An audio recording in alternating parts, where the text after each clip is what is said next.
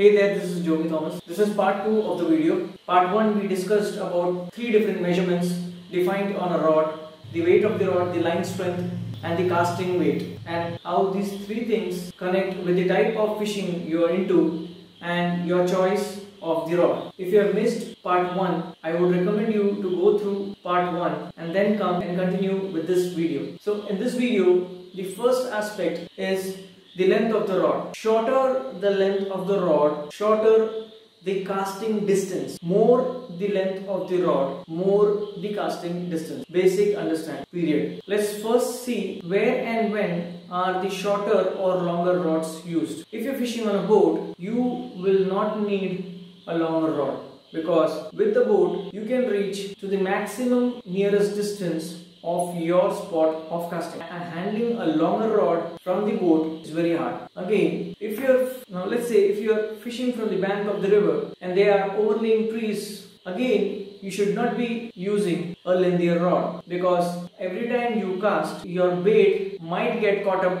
on the branches and it's very hard to handle your rod where there are too many trees and branches overlaying. Now let's see where the longer rods can be used. Now let's say you're fishing from the beach or seashore. There you must be using a lengthier rod, because you need to get a maximum casting distance. Again, if you're fishing at a pond and you want your bait to reach the center of the pond, again you should have a lengthier rod, but based on whether you have overlaying trees or branches. So that was what to consider about the length of the rod based on your location or your type of fishing. Coming on to the next aspect, say action of the rod or backbone of the rod. Now for example, I have this rod over here. An action of the rod are classified into 3 types. First is fast action, progressive action or moderate action, or through action. So what is fast action? When your rod bends only at the tip and not throughout the blank, it is called a fast action rod. The benefit of having a fast action rod is hook setting. What is hook setting? Let's say you're lure fishing. When you're lure fishing, you have to have a fast action rod, because when the fish comes and bites your lure, the hook needs to be set in the fish's mouth, and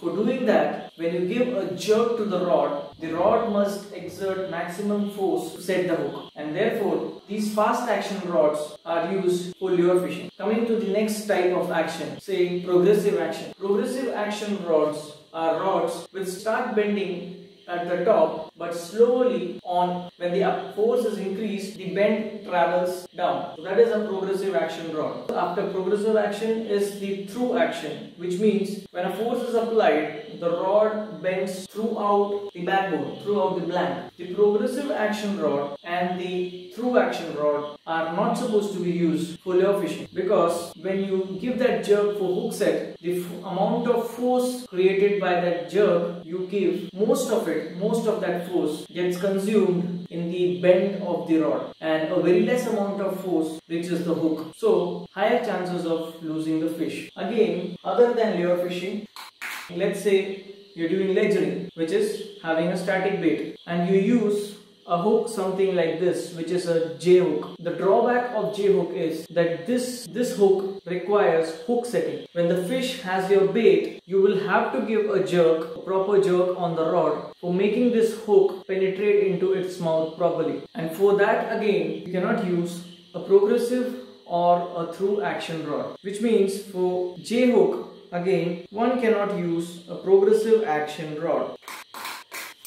Next, now moving on to the next aspect, material of the rod. Most commonly, rods are made up of 2 materials. One is fiberglass rod and the other is graphite rod. Now fiberglass are comparatively stronger than the graphite rods, and graphite rods are comparatively lighter than the fiberglass rods. So which means mostly for your lure fishing, that will be a graphite rod, because for lure fishing you must have a light weighted setup. Most of the ultralight rods you will find it as graphite rods. Now these 2 rods are fiberglass rods, because my type of fishing is ledgering and I am not so much into lure fishing. For that reason, I chose a fiberglass rod.